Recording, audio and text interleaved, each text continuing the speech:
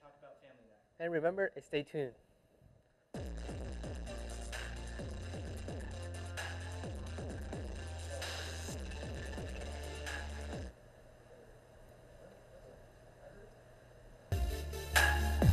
Ready? Everybody?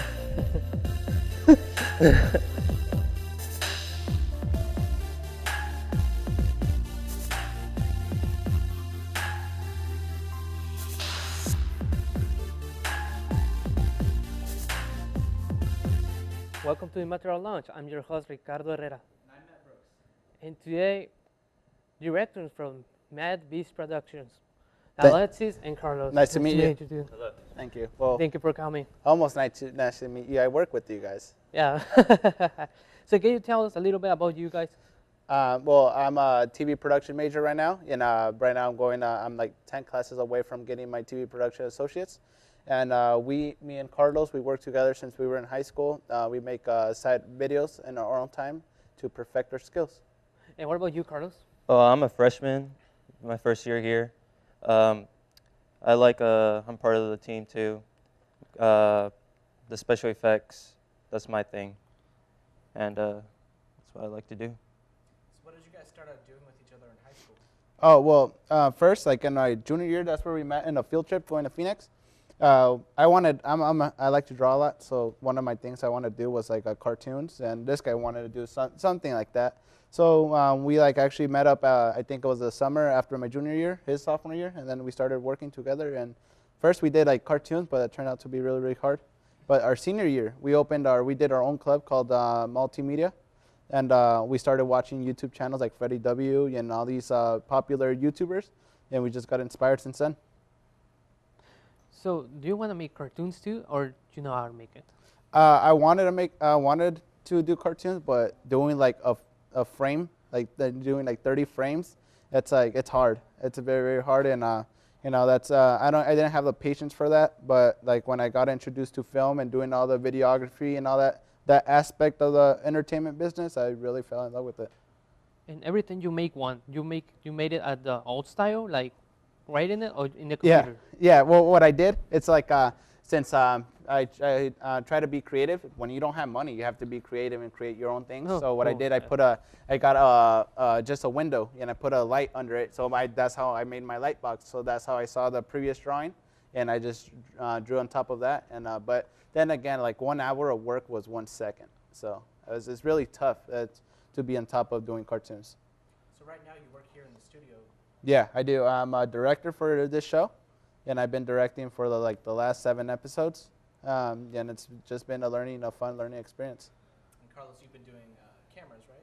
Yes, I've been volunteering. I actually don't have this class yet. I do plan on taking it next year though. But I've been helping out here in the studio, running cameras and anything else they need me for. So both of you are directors from Mad Beast Productions, right? Yes. So what is your newest movie or project you have on right now? Oh, well, it's very, very good. You can tell them about it. Well, we've been working on a project that we actually just filmed last week. It's a very, very interesting. This is the first big project we actually been working on, and basically, the story is Narcos. I don't know. It's like Oh, Narcs. yeah. Yeah. Narcs, So the Mexican Mafia. Mexican mafia. Oh, cool. And the thing is, it's awesome. Like what we do, it's like in the media, you see a lot of executions. So since we come from the Mexican background, that's something we had never touched, and we shot it Sunday. We shot it in 2 hours, but yet then again, we thought we were prepared, but in reality, we weren't prepared at all. A lot of it's a lot of work. pre-production needed to go into making a very good video, and that's something we need to strive ourselves to work on. And one thing, did you guys film it outside? Yeah. Yes. And so that's definitely a big thing, is your lighting is always changing Oh, when yeah. you're filming outside. That's why I Definitely. wanted to do it and so quick. I wanted to tackle it, execute it the quickest I can because we had so little time with the sunset. So yeah, our challenge was just the lighting. Did you write a script beforehand or just tell them to improvise? Boom, it was all in my head.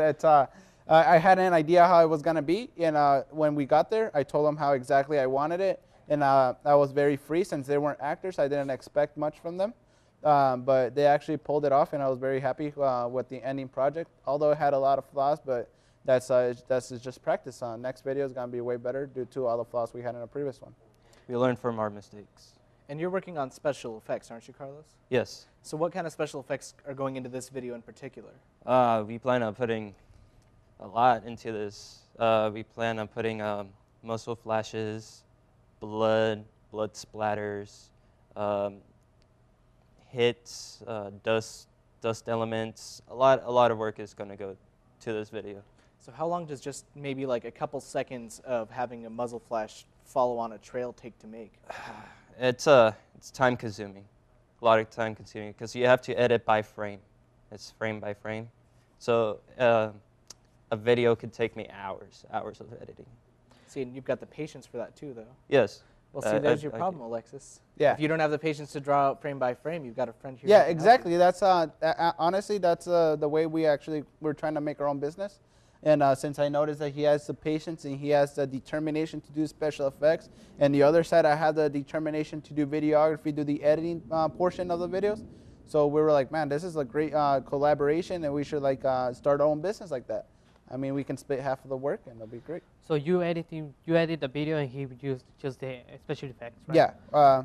Yeah, and sometimes I like to make him shoot some stuff or make him edit, and then vice versa. I try to do After Effects as well. So not only do I know how to edit, and he just knows how to do the After Effects, but we're just trying to become very well-rounded to the point we can tackle bigger projects like 30-minute films. So in the current project you have right now, how many cameras you guys use? One. Just one? Just one camera. Wow, how you do that? I mean, It's tough. It's very tough. One of the things is like continuity errors. One that's major factor in my video right now is that what I try to do is like once they're doing the whatever movement they're doing, I try to make them pause exactly at the same spot, so then I can move the camera through the, to have a different angle. Sometimes there's little flaws, like if they move a little bit to the left or the right, you can tell that they weren't there initially. But it's hard work. But I mean, we're hoping to get more cameras so we can actually it's gonna be easier filming them. So every time when the people is acting, so if you want to stop the tape and everything, so the people needs to stop in the same position they are. Yeah, Yes. that's what we try to do. Like if they are like this. Yeah, I like pause and then they're like freeze frame and they just stay there, and I'll just move around and then just come around. So did you only have access to one camera at the time, or did you think, oh, I'll only need one camera going out there? Well, this guy has another camera. He has like a, what is it? A JVC CCD camera. Yeah. The thing is, exporting the files, it's really tough, and it downgrades the quality. And I know that the school provides me with all the equipment I use, and I'm very thankful for that. And but just since I have the HD camera, the 1080, I just want to stick with that because the other cameras they will provide us, it's just like 4x3, the old school ones. So do you find yourself using any of the skills you've learned in the studio or in a TV production class out in the field? Yeah, one of the ideas that, what is it, like having the three cameras is definitely a big help, and that's something I never did. I always focused with one camera, but in future projects, I want to do more cameras because then you don't capture the action just with one camera. You have many different angles, and you don't have to redo some of the scenes. Like there's this one scene in the video where one of the actors gets pushed very, very hard and hits the ground. Sadly, I just had the part where he gets pushed. I didn't get the scene where he hits the ground, and it was very, very hard. And I felt bad asking him to do it again because it looked like it hurt. So in the current project, I was saying before, what is the biggest challenge you have for that? As how Matt says, he said like the daylight maybe is one of the challenges, but maybe you have a different one. So what do you think is your biggest challenge? That one? Well, just like pre-production is like the biggest thing we have to tackle because going out there, we weren't really prepared. We weren't 100% sure how we were going to do this, how we were going to film this shot, how the effect is going to contribute to the shot, because putting an effect might look weird if the angle is off or stuff like that. And you need something. I'm like very humble. I don't try to. I'm not a bossy man. So like in the shoot, we had 7 different people. So therefore, we had 7 different mentalities, and they had we all had different ways of looking into the video. So there was many ideas, very good ideas, but many different ideas being thrown around, and that's something that I need to work on. It's just like sticking with one, like that's where the script falls into place, because we need to stick with one idea, because now when you repeat the scenes, now you know you have the same dialogue and the same actions. And in this one, we had, like, in every scene, we had different words being said, different motions, so it was very hard to edit them. But but we learn from our mistakes, so next video will be way better. So is this your first large project? We've done a couple projects when we were in high school, but this one, like, since our college career, this is actually the first. It's like 5 minutes right now, and we're very excited because we were expecting to get a little bit less. Like in our videos, like usually in our YouTube, you'll see like little, like 30-second clips, but it's because we're trying to like practice with our effects. You know, we're trying to sharpen our skills, so the day we actually tackle a big project, bigger than even 5 minutes, we're gonna know how to handle it and how to edit it, so we won't be as stressed. And we were filming outside. I don't know, Juma, outside Juma, I don't know, Somerton, or inside Juma. Like, you have problems with the people, like, you know, get out from property. I don't want to see you here.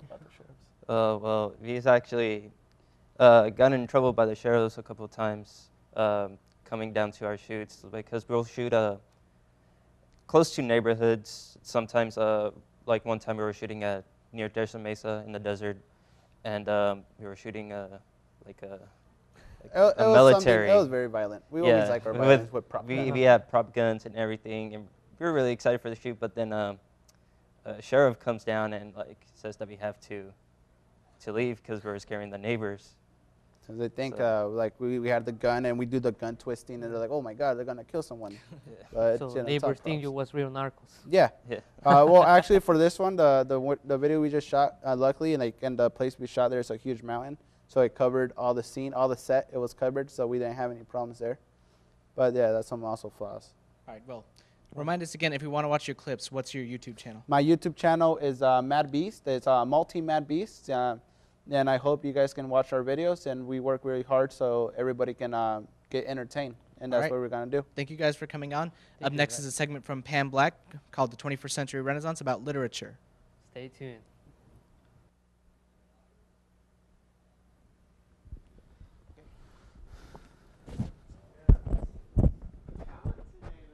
What's up? What's up?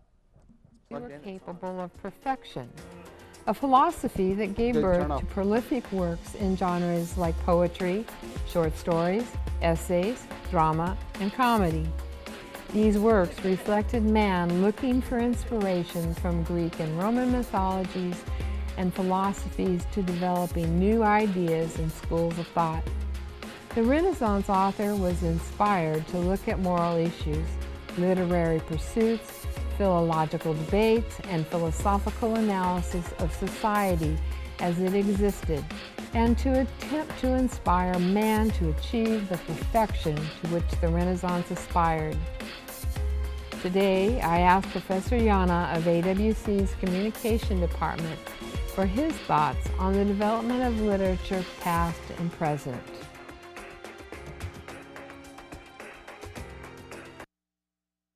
That's an interesting question, and it's a big period. I'd have to say, for my field, broadly speaking, which is literature and writing, would be the invention of movable type and the printing of the first Gutenberg Bibles, which were the first mass-produced books in the West, and which eventually brought down the prices of books, and books as we know them actually became something that people, regular people, could have access to. Bringing literature to the people and to the masses certainly was one of the most important things that happened during that period. I'll stick with the idea of the medium or the media in which literature is couched today, and of course we still have those mass-produced books. But today there are so many other venues for publishing that the World Wide Web, of course, has brought about, things like personal blogs, but also print-on-demand books. novel we wrote that's been in our bookshelf for a few years, we can decide to type it up and put it on our blog and put it out there for the world to see, or we can have a print-on-demand book made and available at Amazon.com, just like the other authors. No longer are we necessarily at the mercy of the major publishers.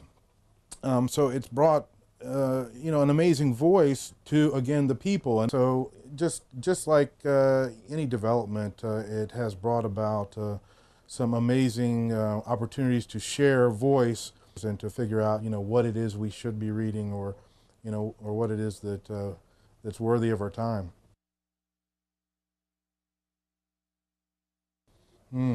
Renaissance, so rebirth. So what can be reborn in the coming years, in the coming generation? Gustave Flaubert in Madame Bovary said, "Language is a cracked kettle on which we beat out tunes for bears to dance to, while all the time we long to move the stars to pity." So language is a very crude and imperfect tool. It's cracked. And when we think about the vastness of the human heart and the desire to express, and all we have, or at least the best thing we have to do this with, is language, these utterances or these little marks on a page, really is kind of a daunting thing. So I would say, in an age where we're overwhelmed with the opportunity to just throw our words out there, and we're inundated with words from people all over the world, that we maybe discover a renewed respect for the vastness and to evoke a word that's overused, awesomeness of the project of expressing what it is that we have in the human heart through this very limited medium of words. I think that's something that sometimes we can lose touch of when our words can so easily be cast about from person to person across the state or across the country or across the world. Will your inspired writing be part of the next Renaissance?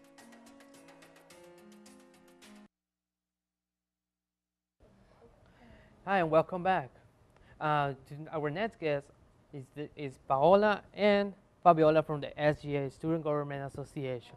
How are you, how are you ladies today? We're really good. Thank you for having us. How would you like to call SGA or Student Government Association? Because SGA is really to say, but the Student Government Association is like really professional. How do you like to call? Well, we don't mind. We wear our bright yellow shirts that say I Heart SGA, so it doesn't matter to me. Can you tell us a little about what SGA is? Well, Student Government Association is the voice of the students. So we're elected into our VP positions, and we just represent the student body. Okay, so tell us a little about the positions that you guys hold. I am the Vice President of Development, which means I oversee all of the on-campus clubs and organizations. And through my position, I'm also the president of the AWC Leadership Council. And what about you, Fabiola? I'm a representative for the VP of Records, which is kind of like the secretary, you would say, for SGA, which is pretty important. So, what do you do for a community service? Do you do something?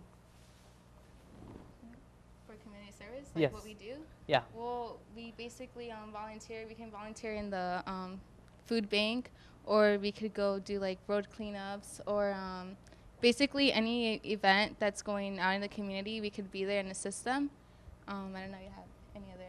We really want to try to do community service around the schools. So something that we are planning is to do free tutoring before finals in the 3C Eatery. So hopefully that comes true. And Yeah. So, what do people can do to join the club? just show up. To show On us, I can Tuesdays. just go in And you can be a for the club. member. Yeah. Unless you want to have a VP position, then you would have to run for that. So how's the process of running go? Well, you first have to do an application, and then you have 2 weeks to campaign, and students can just bring their IDs the day of and vote. So did you ever do any kind of student government stuff in high school? I did. I was actually the senior class president at my local high school. Have you ever seen any changes on the students inside the club? Like, like on you or one of your friends? Well, like personally, like we're pretty much all leaders. Usually, the people that join these types of clubs are leaders, and we help other people become leaders as well. So it's kind of like we encourage them, but we also kind of like not like train them, but they kind of like learn from what we're doing. So I don't know, it's pretty cool. How you? Any changes like In you see myself or in students? myself or maybe a friend who's in the student? I feel like students do a lot better in school once they're involved and they see other student leaders doing well. So I think it just really benefits them overall. Yeah, they Yeah. become really committed to what they're doing. They stick with their word and stuff. It's pretty cool. So you have to run a campaign before you're elected. Is that a lot of work, getting your name out there? It is if you're running against someone. But it's really fun. I live in the residence hall, so all of the residents were supporting me and cheering, and all the football players were excited to vote. So it was fun. So and I hear SGA has 2 presidents. That's right. We have one president Uh-huh. and then 2 presidents amongst our VP positions. So myself and Chelsea Bradley. She's the vice president of programming and the president of our student activity board. And I'm the VP of development and president of the leadership council. So there's Chris Staff, right? Too. He's Chris Staff, he's the student body president. He's 25%. And you have SGA in San Luis Center. We do not. We're the student government out of all of the AWC branches. So La Paz, we represent all of the student body. For SJA though, there is a representative for South Yuma County, as they call it, which is San Luis. So like San Luis is also represented amongst like the SJA family. So when you guys have meetings, what kind of stuff do you discuss? Well, currently we're discussing the anti-tobacco campaign that's going on campus. So we just talk about campaigns that are going on, and students come in and they can voice their opinion. I know we had students come in speaking of the lack of Wi-Fi in the residence halls. So any concerns that they may have, we have open to the public and they can just speak their minds. So almost like a public forum. Yes. Yeah. So are you guys up there presiding over it as everyone voices their opinions? Yes, they tell us what's going on and we tell them what we can do to help or ask them what they want us to do for them. And does that ever get stressful? You ever get some kind of crazy suggestion or crazy argument? No, what do you think? No, well, I guess I know like for the tobacco campaign, some people were like against it and then other people were for it. And then it was just kind of like, they would voice their opinions out, but it was like in a professional manner. So it was like, it wasn't like pretty like no conflict pretty Well, much. peace So, is yeah. always good, even Yeah. if it's an argument. At least it was a constructive one. Yeah. How your family supports you? Oh, they love student council. They come to all of the events. I know we're having family night tomorrow, so they'll be here. I should come. So have you guys been involved in preparing for family night? Yes, it's been really stressful, but we're really excited to see all of the clubs and student organizations there and their families. The community itself, just really amazing. What Just have- promoting our school. What have your responsibilities been specifically when you're preparing for family night? Well, as the VP of development, I have to make sure that all of the clubs participating are chartered so that they can sell and fundraise. So I've been busy making sure that all of the clubs are good to fundraise tomorrow. I haven't really done so much work as she has done because, I mean, she's like the one that's in charge of all that stuff. So she's the one that usually has like the heavier like paperwork and stuff like that. Well, it seems like family night is kind of your thing since it's for all of the clubs to get together and show. Well, their yeah, all of the stuff. clubs and all of our degrees, just the whole community to get involved. We're representing everyone, so. So what kind of people does it benefit? Because I know there's a lot of fundraising going on. Is that different for every club, or is it all for one major cause? It's individual clubs, so they're all fundraising for their own club. So in SGA, what really you learn? Like, because I hear SGA is the Student Government Association. So did you learn something about government inside there? We definitely have meetings that are very formal, and we have our president guiding the meetings. We have executive reports. So we do learn the process of passing activity requests and club charters. So we have the ayes and nays and all that stuff. So, Yeah. So parliamentary procedure. parliamentary procedure. And are you part of running any of that? I actually, yeah, I run the activities and charters. So I present them, and then our student body votes. Yeah. With which groups you are associated inside campus, or with who you are associated, like inside or outside the campus? Other than student government, Yeah. I am also a mentor and writing tutor for the Campus Life Camp program, and a Matador ambassador for admissions. Well, other than being a rep in SGA, I am actually the president of MVP, which has Mentors of Violence Prevention. I'm also in Young Life. I'm in so many that I forget. It's just like a lot. I'm also kind of part of like the math club, like a geek, you know. I'm also I'm in the Keys program. I should just stop right now. Oh no, it's all right. So is it hard to keep up with all of that, even with your classes and everything? Actually, I'm surprised it hasn't been as hard. Like it kind of is because I have like back-to-back meetings sometimes, and I'm also part of SAB, yeah. But I'm doing pretty well right now. So it's not like I don't think I'm as stressed as I'm supposed to. I guess it's just because like the people that I'm surrounded with, they are so efficient that it makes like my job easier, since being a part of so many things. So yeah. Has ever SGA experienced any problem, like financially or people inside there? Financial problems? Yeah, or something like any kind of problem.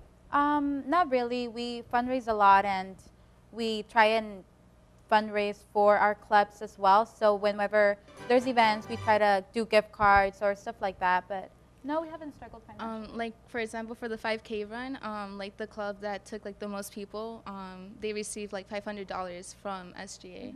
So we basically help like all the clubs. Like whenever we can, we'll like try to help them with the events that we're doing. So what work with SGA would you say you're most proud of so far? Ooh. I would say homecoming is always fun. Yeah. That was really interesting. That was actually like when I like initiated being part of SGA, and like I just like went in there, you know, and it was like really interesting. It was so fun. Yeah, I think that was the most exciting thing so far. Family night is one of our biggest events. Yeah. And what are you gonna do by the family night? What are we doing? Well, it's tomorrow from 5:30 to 8:30, and we are going to have performances. The Polynesian Club is going to be dancing. The honors seminar class is going to be doing Hawaiian dance. The engineer program is going to have their things out for display, and all of the clubs are going to be selling food, and they're going to have activities, so it should be a lot of fun. We're going to have a lot of raffles, so yeah, we're excited. So every family of AWC is welcome to come? Every family, free admissions, and just the food if you want to buy something from a club. And did you enjoy your time in SGA? I do. It's a lot of fun. It's a lot of stress, but the people make it a lot of fun, and it's always good to see the benefit. And what about you? I enjoy it very much. Thank you guys so much for coming on today. Definitely go to family night, everybody who's watching. Hope to see you there. There'll be We're your raffles. hosts, Matt Brooks. And Ricardo Herrera. Our replay dates are 4 a.m. and 11 a.m. and 4 p.m. and 11 p.m. daily. Tune in next week, everybody. See ya.